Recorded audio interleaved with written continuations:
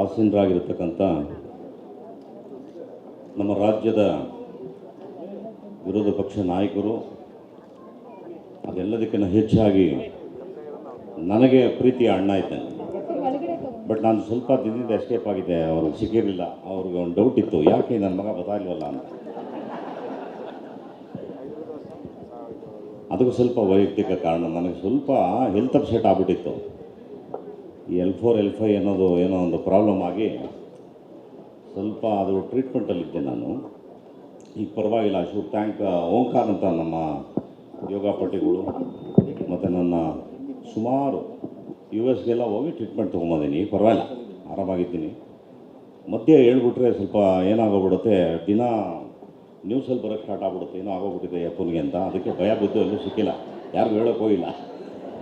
ಈಗ ಆರಾಮಾಗಿದ್ದೀನಿ. ಈ ಒಂದು ವೇದಿಕೆ ಬಂದು ಭಾಳ ಅರ್ಥಪೂರ್ಣವಾದಂಥ ವೇದಿಕೆ.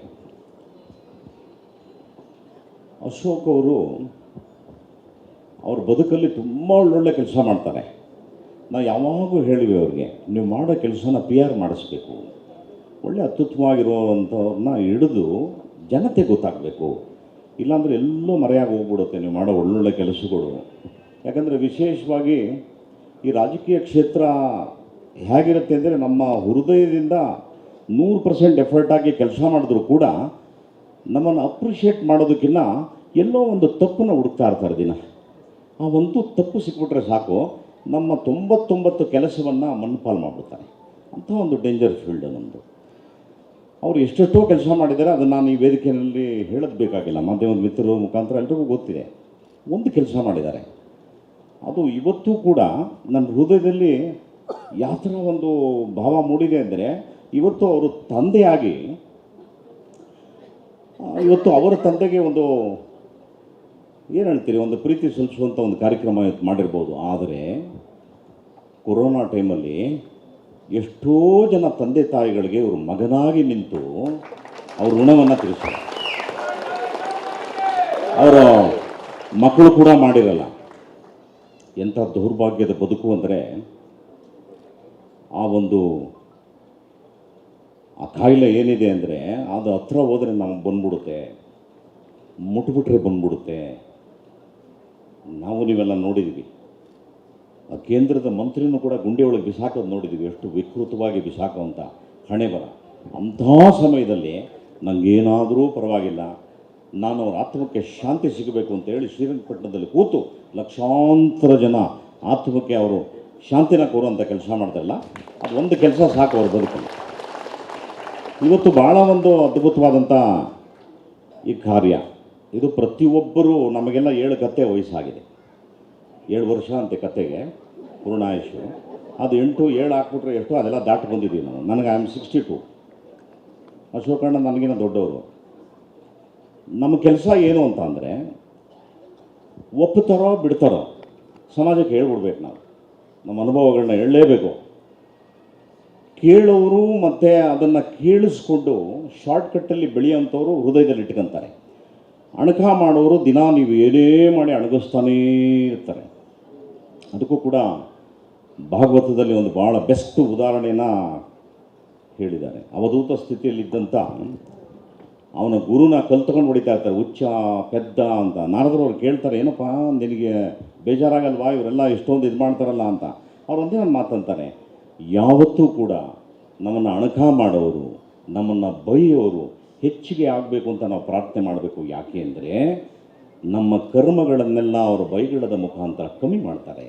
ಹಾಗಾಗಿ ಅವ್ರು ಬೈಯೋರು ಇರಬೇಕು, ಯಾವತ್ತು ಇದ್ದರೆ ತುಂಬ ಒಳ್ಳೆಯದು ನಮಗೆ ಅಂತ. ಅದನ್ನು ನಾವು ಸ್ವೀಕಾರ ಮಾಡಬೇಕು. ಹಾಗಾಗಿ ನಮಗೆ ತಿಳಿದಿದ್ದನ್ನು ನಾವು ಹೇಳಬೇಕಾಗ್ತದೆ. ತಂದೆ ಎಂಬತಕ್ಕಂಥ ಒಂದು ದೇವರನ್ನು ಇವತ್ತು ಗೌರವಿಸಬೇಕು ಅಂತ ನಾವು ಪ್ರಚೋದನೆ ಮಾಡಬೇಕು.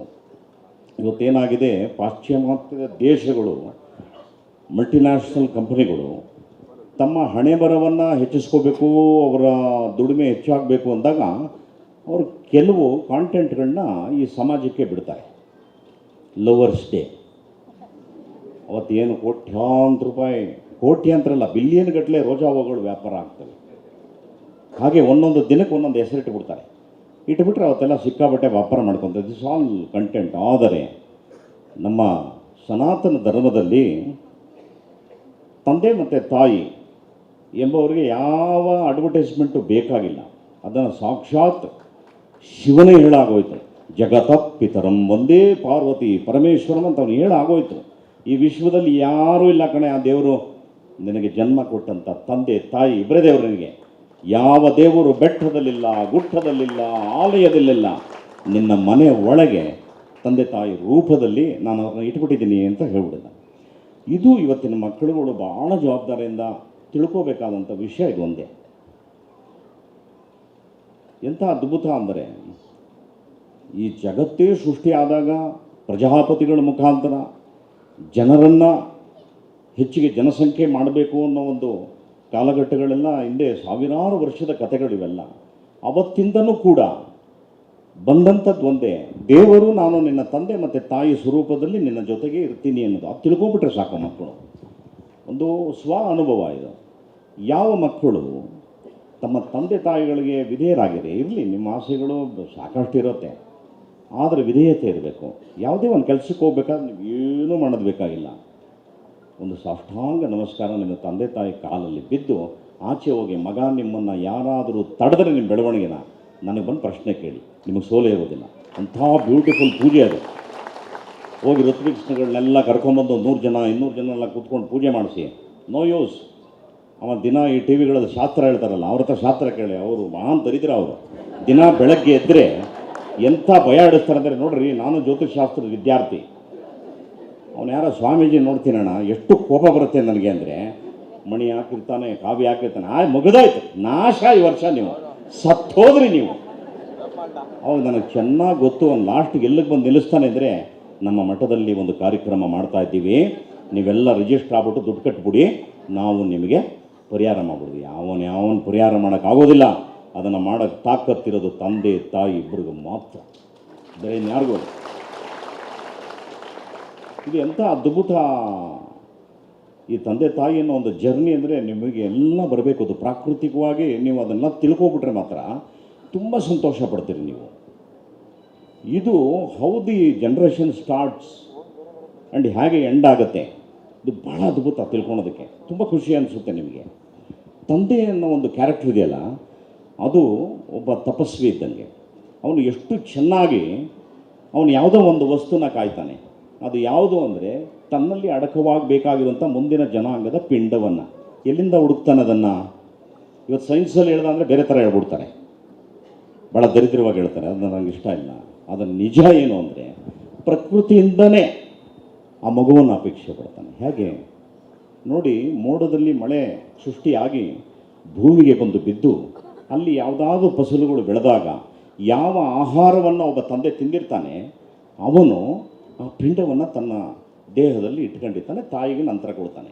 ಇನ್ನು ಮಜಾ ನೋಡಿ ಹೆಂಗಿದೆ ಅಂತ. ಅದಕ್ಕೆ ಹೇಳೋದು, ಯಾವುದೇ ಕೆಲಸವನ್ನು ಮಾಡಬೇಕಾದ್ರೆ ನ್ಯಾಯ, ನೀತಿ, ಧರ್ಮ, ಸತ್ಯ ಉಳಿಸ್ಕೊಂಡಾಗ ಅಂತ್ಯ ಸಂಸ್ಕಾರ ಆಗ್ತದಲ್ಲ, ಹಾಗೇ ನಾವು ಪ್ರಕೃತಿಗೆ ಸೇರ್ತೀವಿ ವಾಪಸ್ಸು. ತಿರ್ಗಾ ಏನರಲ್ಲಿ ಮಾಡ್ತಾರೆ, ಇಲ್ಲ ಉಣ್ತಾರೆ, ಇಲ್ಲ ಸುಡ್ತಾರೆ, ಮತ್ತೆ ಮಳೆ ಬರುತ್ತೆ. ಅದೇ ನೋಡಿ ನಮ್ಮನ್ನು ಕರ್ಕೊಂಡು ಹೋಗುವಂಥ ಯಂತ್ರ, ಅದೇ ಭಾಳ ದೊಡ್ಡ ಯಂತ್ರ ಅದು. ತಿರ್ಗಾ ವಾಪಸ್ಸು ನಮ್ಮ ಜೀವಾಣ ಹೋಗುತ್ತೆ ಮೇಲ್ಗಡೆಗೆ, ತಿರ್ಗಾ ವಾಪಸ್ ಸೈಕಲ್ ಬರುತ್ತೆ ವಾಪಸ್ಸು, ತಿರ್ಗಾ ಬಂದು ಭೂಮಿಯಲ್ಲಿ ಹುಟ್ಟುತ್ತೆ. ಅದನ್ನು ಆಹಾರವಾಗಿ ಯಾರು ತಗೋತಾನೆ, ಅವರೇ ತಂದೆ. ಅದನ್ನು ಯಾರು ದಾನ ಕೊಡ್ತಾನೆ, ಅವರೇ ತಾಯಿ. ಸೊ ಮೊದಲು ದೇವರು ತಂದೆನೇ, ಆಮೇಲೆ ನಿಮಗೆ ಲಾಸ್ಟ್ಗೆ ತಾಯಿ. ಯಾಕೆಂದರೆ ನಮ್ಮನ್ನು ತಮ್ಮ ಭೂಮಿಯಲ್ಲಿ ತಬ್ಬಿ ಬಾಚಿ ಬಾಮಗನೆ ಅಂತ ಭೂಮಿಯಲ್ಲಿ ನಮ್ಮನ್ನು ಉಣಿಸ್ಕೊಳೋದು ಯಾರು, ತಾಯಿಯವಳು. ಭೂಮಿ ತಾಯಿ ಅಂತಾರೆ ಅದಕ್ಕೆ. ಸೊ ಹಾಗಾಗಿ ಪ್ರಕೃತಿಯಲ್ಲೇ ತಂದೆಯೂ ಇದ್ದಾನೆ, ತಾಯಿಯೂ ಇದೆ. ಇದೇ ಎಲ್ಲ ಧರ್ಮಗ್ರಂಥಗಳು ಹೇಳುವಂಥದ್ದು. ಇವತ್ತು ಸೈನ್ಸ್ ಜನ್ರೇಷನ್ನ ನಾವು ಮಾತಾಡೋಕ್ಕಾಗೋದಿಲ್ಲ, ಕೇಳೋ ಪೇಷನ್ಸ್ ಇಲ್ಲ. ಈಗ ನಾವು ಯಾವುದಾದ್ರು ಒಂದು ಒಳ್ಳೆಯ ಅಂಶವನ್ನು ನಮ್ಮ ಒಂದು ಜಾಲತಾಣದ ಮುಖಾಂತರ ಯಾವುದೋ ಹಾಕ್ತೀವಿ ಅಂತ ತಿಳ್ಕೊಳ್ಳಿ, ನೀವು ಆ ಲೈಕ್ಸ್ನ ನೋಡ್ಬಿಟ್ರೆ ಆ ಯೋಗ್ಯತೆ ಗೊತ್ತಾಗ್ಬಿಡುತ್ತೆ. ಪ್ರಪಂಚದ್ದು ಒಳ್ಳೆಯ ವಿಷಯಕ್ಕೆ ಲೈಕ್ಸ್ ಬರೋಲ್ಲ. ಯಾವುದಾದ್ರು ಹಿಂಗೆ ನಿಂತಿರೋ ಹುಡುಗಿದಾಕಿ, ಒಂದು ಲವರ್ದಾಕಿ ನೋಡ್ದ ಅಂದರೆ 20,000 ಲೈಕು, 30,000 ಲೈಕು, 1 ಕೋಟಿ ಲೈಕು ತಗೊಳ್ಳಿ ಹೊಟ್ಟೋಗ್ತದೆ. ಅಂದರೆ ನಾವು ಎಲ್ಲಿದ್ದೀವಿ ಅಂದರೆ, ನಾವು ಷಡ್ಗುಣದಲ್ಲೇ ಅಡಗ್ಬಿಟ್ಟಿದ್ದೀವಿ. ಕಾಮ, ಕ್ರೋಧ, ಮೋಹ, ಲೋಭ, ಮದ, ಮತ್ಸರ ತುಂಬಿ ಮಜ್ಜನವಾಗ್ಬಿಟ್ಟಿದೆ ನಮ್ಮ ದೇಹ. ಅದನ್ನು ವರ್ಜಿಸೋವರೆಗೂ ನಮ್ಮ ಉದ್ಧಾರವೇ ಇಲ್ಲ. ಅದು ಗೊತ್ತಿಲ್ಲ ಯಾರಿಗೂ. ವರ್ಜಿಸ್ಬೇಕು ಅದನ್ನು. ಯಾಕೆಂದರೆ ಅದು ಸ್ವ ಅನುಭವ. ನಮಗೇನು ಕಮ್ಮಿ ಅಹಂಕಾರ ಇತ್ತು ಅಂತ ತಿಳ್ಕೊಬೇಡಿ. ಇವತ್ತೇನೋ ಮೈಕ್ ಹಿಡಿದು ಜಗ್ಗೇಶ್ ಮುಂದೆ ಮಾತಾಡ್ತಾನೆ ಅಂದರೆ ಅದು ಅನುಭವ ಮಾತಾಡ್ತಿದೆ, ನೋವು ಮಾತಾಡಿಸುತ್ತೆ. ಕಲ್ತಿರೋದು ಮಾತಾಡಿಸುತ್ತೆ. ನಿಮ್ಮಂಥ ತಂದೆ ತಾಯಿಗಳು ಕಲ್ತ್ಕೊಂಡಿದ್ದೀನಿ. ನಮ್ಮ ಗುರುಗಳು ಹೇಳ್ಕೊಟ್ಟಿದ್ದು ಹೌದು, ಇದು ಸತ್ಯ, ಇದು ಅಸತ್ಯ, ಇದು ಸತ್ಯ ಅಸತ್ಯ ತಿಳ್ಕೊಂಡು ನಾನು ಮನುಷ್ಯನಾಗಬೇಕಾದ್ರೆ 40 ವರ್ಷ ಆಯಿತು. ಅಲ್ಲಿವರೆಗೂ ನಮ್ಮ ಗುಣಗಳೇ ರಾಕ್ಷಸ ಗುಣಗಳು. ದಿನ ಎಲ್ಲ ಸ್ನೇಹಿತರ ಜೊತೆ ಕೂತ್ಕೊಂಡು ಕುಡಿ, ಮಾಂಸ ತಿನ್ನು, ಸಿಗರೇಟ್ ಸೇದು, ಏನು ಅಲೌಕಿಕ ವಿಚಾರಗಳನ್ನ ಮಾತಾಡು, ಇದೇ ಥರ ಇತ್ತು. ಯಾರೋ ನನ್ನ ಜನ್ಮಾಂತರದ ಪುಣ್ಯ ಯಾರೋ ಸಿಕ್ಕಿದ್ರು ನನಗೆ. ಅಲ್ಲಿ ನೋಡೋ ಚೆನ್ನಾಗಿದೆ, ಅಲ್ಲಿ ಹೋಗಿ ನೋಡಿದಾಗ ಹಿಂದೆ ತಿರುಗಿ ನೋಡ್ತೀನಿ, ಇದೆಲ್ಲ ಸತ್ಯ, ಅದೇ ಸತ್ಯ ಅಂತ ಅನ್ಸ್ಬಿಡ್ತು ನನಗೆ. ಬಟ್ ಅದು ಆ ಕಡೆ ಜರ್ನಿ ಸ್ಟಾರ್ಟ್ ಆಗೋಯ್ತು ನಮ್ಮದು. ಇನ್ಯಾರೂ ತಪ್ಪಿಸೋಕ್ಕಾಗಲ್ಲ. ಕಿವಿಗಳು ಬಂದಾಗೋಯ್ತು, ನಾವು ನೋಡೋದೂ ಇಲ್ಲ, ಯಾರು ಬೈದರೂ ಕೇಳಿಸ್ಕೊಳಲ್ಲ. ನಮ್ಮ ಪಾಡಿಗೆ ನಮ್ಮ ಗುರಿ ಅಲ್ಲಿರುತ್ತೆ. ನಾವು ಒಬ್ಬನೇ ಕೂತಿ ಅಂದರೆ ಧ್ಯಾನದಲ್ಲಿರುತ್ತೆ, ನಮ್ಮ ಬೇರೆ ಏನೂ ಇಲ್ಲ. ಸ್ನೇಹಿತರೆ, ಭಾಳ ಶ್ರೇಷ್ಠವಾದ ಈ ವೇದಿಕೆಯಲ್ಲಿ ತಂದೆ ತಾಯಿ ಎಂಬತಕ್ಕಂಥ ಅದ್ಭುತ ಶಕ್ತಿಗಳ ಬಗ್ಗೆ ಮಾತಾಡೋದಕ್ಕೆ ಎಲ್ಲ ಮಹನೀಯರು ಮಾತಾಡಿದ್ರು.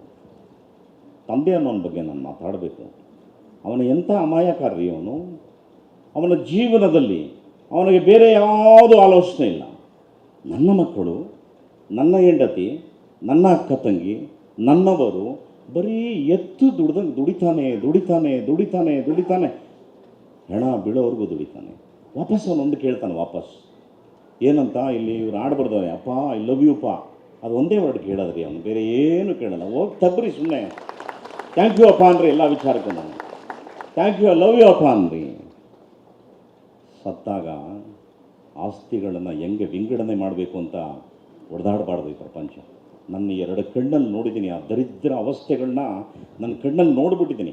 ನಮ್ಮ ಬಂಧುಗಳು, ಮಿತ್ರರು, ತಂದೆ ಹೆಣವೂ ಎತ್ತಿರಲ್ಲ, ಆವಾಗಲೇ ಕಿತ್ತಾಡ್ತಾ ಇರ್ತಾರೆ ಅಲ್ಲಿ ಸೈಡಲ್ಲಿ. ನಿನಗೆ ಇದು ಅವ್ರ ತಾಯಿ ಎಳ್ಕೊಂಡು ತನ್ನ ಗಂಡನ ಕಳಿಸ್ಕೊಳೋ ಒಂದು ನೋವ, ಅಥವಾ ಈ ಕಡೆ ತಿರುಗಿಬಿಟ್ಟು ಮಕ್ಕಳದ್ದು ನೋಡಬೇಕಾ? ಅಂದರೆ ನಾವು ಯಾವ ಕಾಲಘಟ್ಟದಲ್ಲಿದ್ದೀವಿ ನೋಡಿ, ಯಾವುದೋ ಬಯಸ್ತಾ ಇದ್ದೀವಿ. ಅವರೆಲ್ಲರಿಗೂ ಸೇರಿಸಿ ಒಂದೇ ಹೇಳ್ತೀವಿ, ನೀವು ಈ ವಿಶ್ವದಲ್ಲಿ ಏನಾದರೂ ಸಂಪಾದನೆ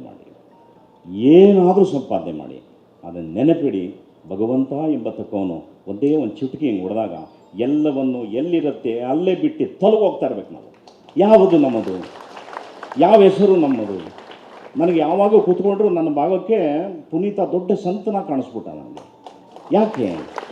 ಅವನು ನನ್ನ ಎಷ್ಟು ಪ್ರೀತಿಸುವಂಥ ಜೀವ ಅದು. ನನಗೊಂದಿನ ಬಂದು ಹೇಳ್ತಾನೆ, ಅಣ್ಣ ನಿಮಗೊಂದು ನಾನು ವಿಷಯ ಹಂಚ್ಕೋಬೇಕಣ್ಣ ಅಣ್ಣ. ಏನು ಹೇಳಪ್ಪ? ಅಣ್ಣ ನಾನು ಒಂದು 60 crores ಅಷ್ಟು ನಾನು ವ್ಯವಹಾರಗಳನ್ನ ಒಪ್ಕೊಂಡಿದ್ದೀನಿ ಅಂತ ಹೇಳಿದೆ. ನಂಗೆ ಭಾಳ ಖುಷಿ ಆಯಿತು. ಏನು ಸಂತೋಷ ಪಡ್ತಾನೋ ನಿಮ್ಮಪ್ಪ ಇದು ಕೇಳಿದ್ರೆ. ಅಲ್ಲ, ಇರಬೇಕಾಯ್ತು ನಿಮ್ಮಪ್ಪ, ಎಂಥ ಅದ್ಭುತ ಪಾಪ. ನಿಮ್ಮಪ್ಪ 1000 ಗಟ್ಟಲೆ ತಗೊಂಡು ವರ್ಷಾನ್ಗಟ್ಟಲೆ ಕೆಲಸ ಮಾಡಿ ಯಾವಾಗೋ ಒಂದಿನ ಯಾರೋ 1 ಲಕ್ಷ ಕೊಟ್ಟಿದ್ದಕ್ಕೆ ಹಿಗ್ಗಿ ಹೀರೆಕಾಯಿ ಆಗ್ಬಿಟ್ಟಿದ್ದ. ಅವರ ಮಗ ನೀನು ಏನಪ್ಪ ಇಷ್ಟು ಚೆನ್ನಾಗಿ ನೀನು ಸಂಪಾದನೆ ಮಾಡಿ, ಐ ಆಮ್ ವೆರಿ ಹ್ಯಾಪಿ. ಕಡೆಗೆ ಒಂದಿನ ಫೋನ್ ಮಾಡ್ತಾನೆ, ಅದಾಗಿದ್ದು ಒಂದು 20 ದಿನಕ್ಕೆ, ಅಣ್ಣ ನಾನು ಮಲ್ಲೇಶ್ವರಕ್ಕೆ ಬಂದಿದ್ದೀನಿ, ನಂಗೆ ಗೊತ್ತು ಅವನು ಎಲ್ಲಿ ಬರ್ತಾನೆ, ಅಲ್ಲೊಬ್ಬರು ನಾನು ಟ್ರೀಟ್ಮೆಂಟ್ ತೊಗೊಂಡೆ, ಅಲ್ಲೇ ಬಂದಿದ್ದ. ಏನಾಯ್ತಪ್ಪ ಅಂದೆ. ಇಲ್ಲ ಹೋಮಕ್ಕೆ ಕೂತಿದೆ, ಯಾಕೋ ತುಂಬ ಪೇನ್ ಆಗೋಗ್ಬಿಟ್ಟಿದೆ, ಟ್ರೀಟ್ಮೆಂಟ್ ತೊಗೊಂಡು ನಾನು ಆಚೆ ಹೋಗಿ ಬಂದೆ. ಏನಕ್ಕಪ್ಪ ಆಚೆ ಹೋಗ್ತೆ ಅಂದ. ಇಲ್ಲಪ್ಪ ನೀನೇನೋ ಟ್ರೀಟ್ಮೆಂಟ್ ತೊಗೊಂಡೆ, ಹಣ ಬಾಣ ನಿಮಗಿರೋದೆ ನಮಗೂ ಇರೋದು, ಬನ್ನೇಣ ಕೂತ್ಕೊಳ್ಳಿ ಅಂದ. ಸರಿ ಆಯ್ತಪ್ಪ, ಚೇರ್ ಹಾಕ್ಕೊಂಡು ನಾನು ಕತ್ತು ಅವನಿಗೆ ಟ್ರೀಟ್ಮೆಂಟು. ಬೆಳಗ್ಗೆ ಅವನಿಲ್ಲ. ಅವನು ಹೇಳಿದ ಕತೆಗಳು ನೆನಪಾಯಿತು. ಅಣ್ಣ ನಾನು 60 ಕೋಟಿಯಷ್ಟು ನಾನು ಇದನ್ನು ಒಪ್ಪಿದ್ದೀನಿ, ಕೆಲಸ ಮಾಡ್ತೀನಿ ಅಂತ. ನೋಡಿ, ಒಂದು ಚುಟಿಗೆ ಭಗವಂತ ಕೊಟ್ಟದ್ದು ಅಲ್ಲೇ ಬಿಟ್ಟು ಹೊಟ್ಟೋದ, ಅವನ ಪಾಡ್ಗೆ ಅವನು ಹೊಟ್ಟೋದ, ಅವನು ಇರಲ್ಲ. ಇದೇ ಸ್ಥಿತಿ ಎಲ್ಲರಿಗೂ, ಇದೇ ಗತಿ ಎಲ್ಲರಿಗೂ. ನಮ್ಮದು ಯಾವುದೂ ಅಲ್ಲ, ನಮ್ಮ ಹತ್ರ ಏನೂ ಇಲ್ಲ, ಸುಮ್ಮನೆ ಒಂದು ಆಸೆ ನಮಗೆ, ಇದು ನಂದು, ಇದು ನಂದು. ಆ ಥರ ನಾವೆಲ್ಲವನ್ನು ತ್ಯಜಿಸಿದಾಗ ಮಾತ್ರ ನಿಜವಾದ ಅಪ್ಪ ಆಗೋಕ್ಕೆ ಸಾಧ್ಯ. ಅಪ್ಪ ಅದೇ ಥರ ಒಬ್ಬ ತ್ಯಾಗಿ, ಅವನು ಎಲ್ಲ ಮಾಡ್ತಾನೆ, ಆದರೆ ನಂದಲ್ಲ. ಅವನೆಲ್ಲ ಮಾಡ್ತಾನೆ, ಯಾರಿಗೂ ಮಾಡ್ತಾನೆ. ಅವನು ಹಗಲು ರಾತ್ರಿ ದುಡಿತಾನೆ, ಮಕ್ಕಳಿಗೋಸ್ಕರ ದುಡಿತಾನೆ, ಯೋಚನೆ ಮಾಡ್ತಾನೆ ಇರ್ತಾನೆ. ನೋಡಿ, ಈ ಮಗನಿಗೆ ಅದು ಮಾಡಿದೆ, ಆ ಮಗನಿಗೆ ಇದು ಮಾಡಬೇಕಾಯ್ತು. ಇನ್ನೊಂದು ಅದ್ಭುತ ಏನು ಅಂದರೆ, ಅವನು ಕೆಲವು ಮಕ್ಕಳಿಗೆ ಕೊಡೋಕ್ಕಾಗದೇ ಇರೋ ಸ್ಟೇಜ್ ಬಂದಾಗ ಅವನು ನನ್ನ ತಬ್ಬಿ ಹತ್ತಿರೋದನ್ನು ನಾನು ನೋಡಿದ್ದೀನಿ. ಏನೂ ಮಾಡೋಕ್ಕಾಗಿಲ್ಲ ಕಣೋ ಈಸಣ್ಣ, ನಾನು ನನ್ನ ಮಕ್ಕಳಿಗೆ ಏನೂ ಮಾಡೋಕ್ಕಾಗಿಲ್ಲ. ಬಿಡಯ್ಯ, ಜೀವ ಕೊಟ್ಟಿದೆಯಲ್ಲ ಬಿಡು. ತಂದೆ ಎಂಬ ತಕ್ಕವನು ಮಕ್ಕಳಿಗೆ ಕೊಡಬೇಕಾದ್ದು ವಿದ್ಯೆ ಕೊಡಬೇಕು, ಅಥವಾ ಎಷ್ಟಾಗುತ್ತೋ ಅದಕ್ಕೆ ಎಲ್ಲದಕ್ಕಿಂತ ಹೆಚ್ಚಾಗಿ ಈ ದರಿದ್ರ ದೇಹವನ್ನು ಕೊಟ್ಟಿದ್ದಾನೆ, ಈ ಉಸಿರನ್ನು ಕೊಟ್ಟಿದ್ದಾನೆ, ವಿಶ್ವವನ್ನು ನೋಡೋ ಕಣ್ಣನ್ನು ಕೊಟ್ಟಿದ್ದಾನೆ, ಪಂಚೇಂದ್ರಿಯಗಳನ್ನ ಕೊಟ್ಟಿದ್ದಾನೆ. ಅದಕ್ಕಿಂತ ಶ್ರೀಮಂತಿಗೆ ಅಪ್ಪ ಇನ್ನೇನ್ರಿ ಕೊಡಬೇಕಾಗ್ತದೆ ಈ ಪ್ರಪಂಚದಲ್ಲಿ? ಇಷ್ಟು ಕೊಟ್ಟರೆ ಸಾಕು. ಈ ತಾಯಿ ಎಂಬ ತಕ್ಕೊಳ್ಳೋಗಳಿದ್ದಾಳೆ. ಇಲ್ಲಿ ಯಾರಾದ್ರು ತಾಯಿಯಂದಿರಿದ್ರೆ ಕಿವಿ ಮಾತು, ಪಟಾಪಟ ಅಪ್ಪ ದುಡ್ಕೊಂಡು ತಗೊಂಬಂದು ಎಲ್ಲ ಸುರಿತಾನೆ. ತಾಯಿ ಅದನ್ನು ಹಂಚ್ತಾಳೆ. ಆದರೆ ಅವಳ ಬಿಲ್ಡಪ್ ಹೆಂಗಿರುತ್ತೆ ಅಂದರೆ ತಾನೇ ಮಕ್ಕಳಿಗೆಲ್ಲ ಎಕ್ಸ್ಟ್ರಾ ಮಾಡ್ತಾರೆ. ಅಪ್ಪ ಏನೂ ಮಾಡ್ತಾಯಿಲ್ಲ. ಏನು ಮಾಡೋದು ನಿಮ್ಮಪ್ಪ ಹಾಗೆ ಹೀಗೆ ಆ ಥರ ಬಾಂಬ್ಗಳನ್ನ ಮಾತ್ರ ಹಾಕೋಕ್ಕೆ ಹೋಗಬೇಡಿ, ದಯವಿಟ್ಟು ಹಾಕಬೇಡಿ. ಆ ಇನ್ಫೆಂಟ್ ಸ್ಟೇಜಲ್ಲಿ ಮಕ್ಕಳಿಗೆ ಏನು ಬರುತ್ತೆ, ಎಲ್ಲ ನಮ್ಮಮ್ಮ ಸರ್ ನಮ್ಮಪ್ಪ ಸರಿ ಇಲ್ಲ, ನಮ್ಮ ಮಗ ಎಲ್ಲ ಬೈತಾ ಇರ್ತಾನೆ. ಮಾಡಬಾರ್ದು. ಆ ತಾಯಂದಿರ ಕೆಲಸ ಮಾಡೋಕ್ಕೆ ಹೋಗಬಾರ್ದು. ಅವರು ಒಂದೊಂದು ಮಾಡಬೇಕಾದ್ರೆ ಬಿಡಿಸಿ ಬಿಡಿಸಿ ಹೇಳಬೇಕು ಮಕ್ಕಳಿಗೆ, ಕಂದ ಇದು ನಿಮ್ಮಪ್ಪನ ಋಣ, ಇದು ನಿಮ್ಮಪ್ಪ ಮಾಡಿದ್ದು, ಇದು ನಿಮ್ಮಪ್ಪ ಕೊಟ್ಟಿದ್ದು ಹೇಳಬೇಕು. ಅದರಲ್ಲಿ ಬೇರೆ ಡೌಗಳು ಇಲ್ಲಿಕೊಂಡು ತಗೊಳಪ್ಪ ತೊಗೊಂಡು ಹೋಗಪ್ಪ ಹೇಳ್ಬೇಡ ಅಪ್ಪನಿಗೆ. ಏನು ಬಿಲ್ಡಪ್ ಕೊಡ್ರಿ ಇದು. ಆ ಗುಣಗಳನ್ನು ಪಕ್ಕಕ್ಕೆ ಇಟ್ಟುಬಿಡಿ. ಆವಾಗ ಏನಾಗುತ್ತೆ, ಮಕ್ಕಳಲ್ಲಿ ಒಂದು ಸಣ್ಣ ಭಾವ ಬಂದು ಕುತ್ಕೊಂಡ್ಬಿಡುತ್ತೆ ಮೈಂಡಲ್ಲಿ. ಏನು, ಎಲ್ಲ ನಮ್ಮ ತಾಯಿಗಿನ್ನ ದೇವರಿಲ್ಲ. ಏನು ತಂದೆ ಇದ, ಅವನು ದೇವರ್ರಿ, ಅವನಿದ್ದರೆ ತಾಯಿ ತಂದೆ ಇದ್ದರೆ ನಾವು ನೀವು, ಇದಿಷ್ಟೇ. ಸೊ ರೆಸ್ಪೆಕ್ಟ್ ಯುವರ್ ಪೇರೆಂಟ್ಸ್ಗೆ. ಎಲ್ಲೇ ಹೋಗಿ ನೀವು ಮನೆ ಬಿಟ್ಟು ಆಚೆ ಹೋಗ್ಬೇಕಾದ್ರೆ ಅಪ್ಪ ಅಮ್ಮನ ಕೂರಿಸಿ ಕಾಲು ನಮಸ್ಕಾರ ಹಾಕೋ ಬನ್ನಿ. ಯಾವ ಮೃತ್ಯುವು ನಿಮಗೆ ಅಡ್ಡ ಬರೋದಿಲ್ಲ, ಕ್ಷೇಮವಾಗಿ ಬರ್ತೀವಿ. ಯಾವುದೇ ಉತ್ತಮವಾದ ಕೆಲಸಕ್ಕೆ ಹೋಗ್ಬೇಕಾದ್ರೆ ಅಪ್ಪ ಅಮ್ಮನ ಕಾಲು ಬಿದ್ದೋಗಿ. ನಿಮ್ಮನ್ನು ತಡೆಯೋರು ಯಾರೂ ಇಲ್ಲ. ನಾನು 62 ವರ್ಷದ ಮುದುಕನಾಗಿದ್ದೇನೆ. ಇವತ್ತು ನನ್ನ ತಾಯಾಣೆ ಬೆಳಗ್ಗೆ ಎದ್ದರೆ ಅಪ್ಪ ಅಮ್ಮನ ಫೋಟೋಕ್ಕೆ ನಮಸ್ಕಾರ, ರಾತ್ರಿ ಮನೆ ಬೇಕಾದ್ರೆ ಅಪ್ಪ ಅಮ್ಮನ ಫೋಟೋಕ್ಕೆ ನಮಸ್ಕಾರ, ಎದೆ ಮೇಲೂ ನಮ್ಮ ಅಪ್ಪನ ಹಾಕೊಂಡು. Is the love I give. Anyway, ಒಳ್ಳೆಯದಾಗಲಿ. ಎಲ್ಲ ತಂದೆದಿರಾಗಿರೋರು ಒಂದೇ ಒಂದು ಗುಟ್ಟು ಮತ್ತು ಕಿವಿ ಮಾತನ್ನು ಹೇಳ್ಬಿಡ್ತೀನಿ. ಮಕ್ಕಳುಗಳು ಬೇಜಾರು ಮಾಡಿದ್ರೆ ಡೋಂಟ್ ಕೇರ್. ಆಸ್ತಿಗಳಿದ್ದರೆ ಸಾಯೋವರೆಗೂ ಯಾರಿಗೂ ಕೊಡಬೇಡಿ ಕಣ್ರಿ, ದಯವಿಟ್ಟು ಕೈ ಮುಗಿತೀನಿ. ಯಾರಿಲ್ಲ, ಮಗ ಬಂದು ಎಷ್ಟೇ ಡ್ರಾಮಾ ಮಾಡಿದ್ರು ಕೊಡಬೇಡಿ, ಎಷ್ಟೇ ಭರತನಾಟ್ಯ ಮಾಡಿದ್ರೂ ಕೊಡಬೇಡಿ, ಸುಮ್ಮನೆ ನಗ್ತಾ ಇರ್ಬೇಕಂತ ಅಷ್ಟೇ. ವೀಲಲ್ಲಿ ಬರೆದಿಟ್ಟಿರಿ, ನಾನು ಸತ್ತ ನಂತರ ಏದು ಇವನಿದೆ ಮೇಲೆ ಕೂಲಿಸ್ರಿ, ಊಟ ಬರೀರಿ. ಮುಂಚೆ ಏನಾದರೂ ಬರೆದು ಕೊಟ್ರಿ, ತಾಯಿ ತಂದೆಯ ಸೇವೆಯಾಯೋ ಹಾಡುಗಳು ಬಂದ್ಬಿಡ್ತವೆ. ಹುಷಾರ್, ಬಿ ಕೇರ್ಫುಲ್. ನೀವು ನಗ್ಬೇಡ್ರ, ನೀವೇನು ತಂದೆದಿರಾಗ್ಬಿಟ್ಟಿದ್ದೀರಾ, ಇನ್ನೂ ಬೇಗ ಟೈಮ್ ಆಯ್ತು ನನಗೆ. ದೊಡ್ಡವ್ರಿಗೆ ಹೇಳ್ತಾ ಇದ್ದೀನಿ, ಇದೊಂದು ಮೈಂಡಲ್ಲಿ ಇಟ್ಕೋಬೇಕು. ನನ್ನ ಅನುಭವದ ಮಾತು. ನಮ್ಮ ಚಿಕ್ಕಪ್ಪನ ನೋಡ್ತಾ ಇದ್ದೀನಿ ಇವತ್ತೆಲ್ಲ, ಅವ್ನು ಮಾಡಂಗೆ ಅನುಭವಿಸ್ತಿದ್ದಾನೆ ಪಾಪ. ಎಲ್ಲ ಕೊಟ್ಬಿಟ್ಟು ಅವ್ನು ಹಂಗೆಲ್ಲ ಕೊಡೋಕೆ ಹೋಗಬೇಡಿ. ಹಾಗಾಗಿ ಪ್ರೀತಿನ ಹೃದಯ ತುಂಬ ಕೊಡಿ. ಆಮೇಲೆ ದಯವಿಟ್ಟು ಮದುವೆ ಆದಮೇಲೆ ಸ್ವಲ್ಪ ತಾಯಂದಿರು ತಂದೆಗಳಿಗೆ ಸ್ವಲ್ಪ ಲೈಟಾಗಿ ಬಿ ಪಿಗಳು ರೈಸ್ ಆಗ್ತವೆ. ಹೇಗಿದ್ದ ಗೊತ್ತಾ, ನನ್ನ ಮಗ ನನಗೆ ಬಿಟ್ಟು ಹೋಗ್ತಾ ಇರಲಿಲ್ಲ ಕಣ್ರಿ, ನೋಡಿ ಅವಳು ಬಂದಮೇಲೆ ಹಿಂದೆನೇ ಹೋಯ್ತವನೆ ಬರೋದು, ಅವೆಲ್ಲ ಹೇಳೋಕೆ ಹೋಗಬೇಡಿ. ನೀವು ಹಂಗೆ ಇದ್ದಿದ್ದು, ನಿಮ್ಮ ಮಗನೂ ಮುಂದೆ ಹಂಗೆ ಹೋಗೋದು, ಅವನ ಮಗನೂ ಮುಂದೆ ಹಂಗೆ ಹೋಗೋದು. ಹಾಗಾಗಿ ಆ ಜನ್ರೇಷನ್ ಆಶೀರ್ವಾದ ಮಾಡಿ, ಒಳ್ಳೆ ಮದುವೆ ಚೆನ್ನಾಗಿರೋ, ಖುಷಿಯಾಗಿರೋ. ಅಪ್ಪದಿರು ಹೇಳ್ಕೊಡೋಕೆ ಎಂಜಾಯ್ ಅನ್ಬೇಕು, ಅನ್ಬೇಡಿ ಪ್ಲೀಸ್. ಒಳ್ಳೆಯದಾಗಲಿ. God bless you. ನಮ್ಮದು ಏನೋ ಸ್ವಲ್ಪ ತಪ್ಪು ಬಂದಿದೆ ಬಾಯಲ್ಲಿ, ಕ್ಷಮೆ ಇರಲಿ. ಒಳ್ಳೆಯದಾಗಲಿ. ಸರ್ವೇ ಜನಃ ಸುಖಿನೋ ಭವಂತು. ಧನ್ಯವಾದ.